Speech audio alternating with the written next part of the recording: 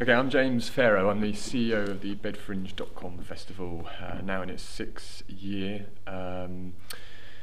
Started in 2007, so here we are. So, for members of the public, I've had the odd one or two fantastic shows. Yeah. Volunteers, 2 great weeks. How long has this been going on for you? The planning for this festival starts in September, although we do start thinking about next year as we're running it, thinking of things that we could change, things that may work better, things that don't work so well. But yeah, sort of September time. I normally take August out in terms of my head. My Bedfringe head goes to off mode in August. I normally go to the Edinburgh Festival.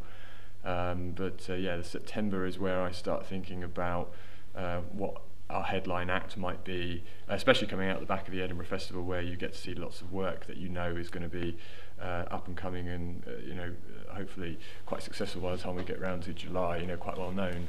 It takes about 11 months to plan, part-time obviously. So tell us about the components that go towards making a Bedfringe success it is. Well, it's all to do with trying to get as many people involved as possible.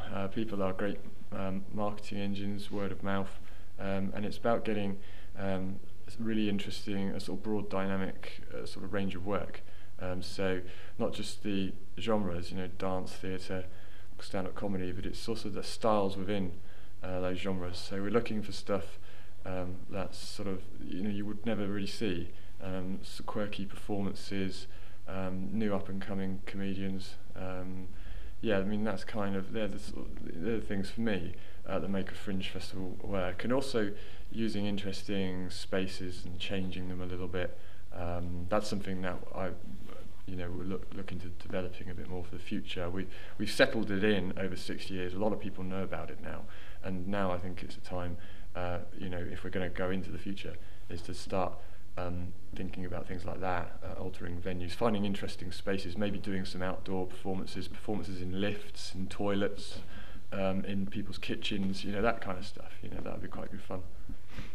Excellent. So for you, generally, what's the stand-up show of the show for you? What's the stand-up show?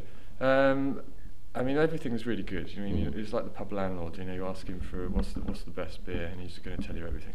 But it's the discoveries, isn't it? It's the things that you would just never see ever if something like this, wasn't here. If it wasn't here in Bedford, you just wouldn't catch this work. And we saw. My favourite piece was Lucy Hopkins came over from Paris to perform Les Foulards, which I think translates to the veil. And it did come across through its marketing as a piece of performance art, dance, very much for a niche market. But it was actually absolutely hilarious. It was just so funny. That's it. It's an unexpected just thing where you walk into the theatre going, this isn't really my thing, and suddenly it's right on the ball with what you do and what you enjoy in terms of stand-up, in terms of comedy. But that was outstanding. And again, Hospital Sofa. The guys, again, bizarrely, connections with Lucy Hopkins, the same school over in Paris where they trained. They put together this two-hander, which was interesting to see. That was the first time it was performed ever in front of an audience, so they were really keen to get some responses from us, which I think you'll be able to see on the vlog. That was a really amazing people.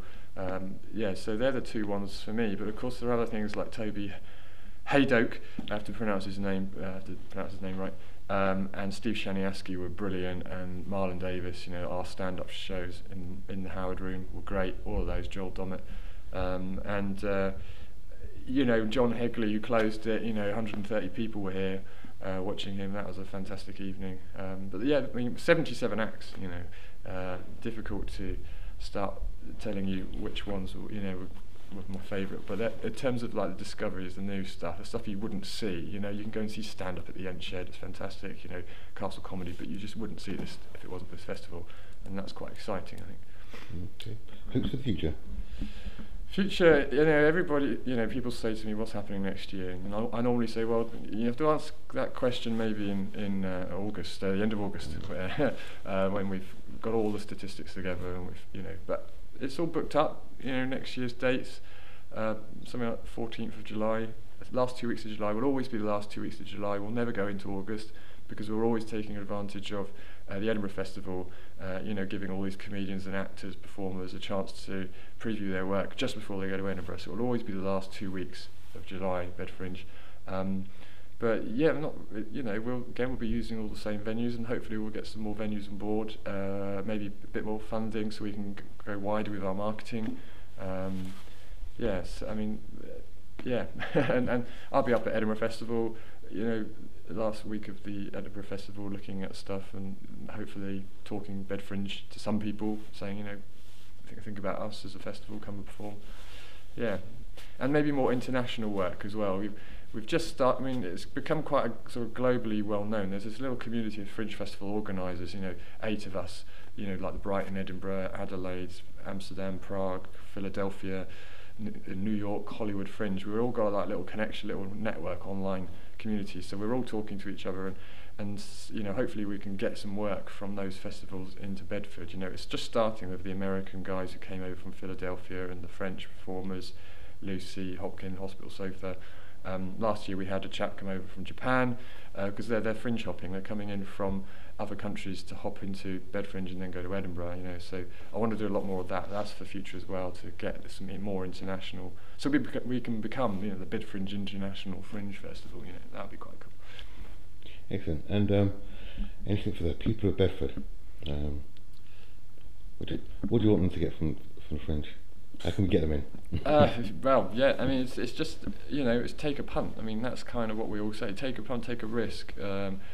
It's not a massively expensive thing to visit. Well, it will be if you do all 77 shows.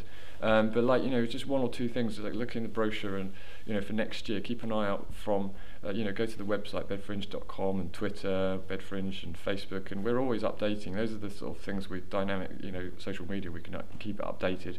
And you'll see the developments over the next 11 months, up to the new year. And we start releasing work, like who's coming into the festival in the new year.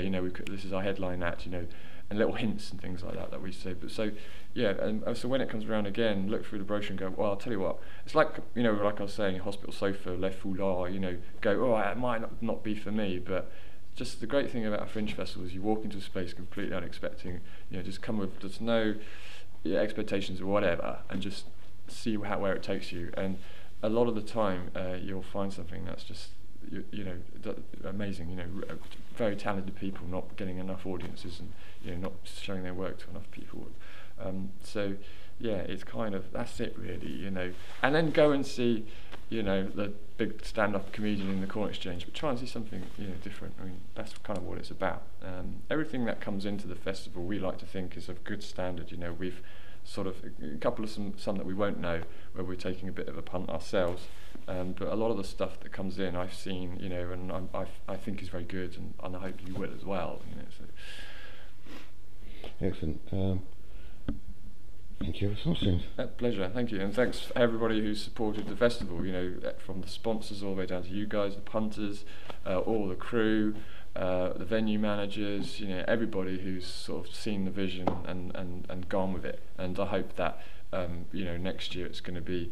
It may not be bigger in terms of the amount of work. 77 shows is a lot. Prague, I think, does about 60, and they've got a committee of maybe 18 people, whereas we work with maybe 2 people, 3 people.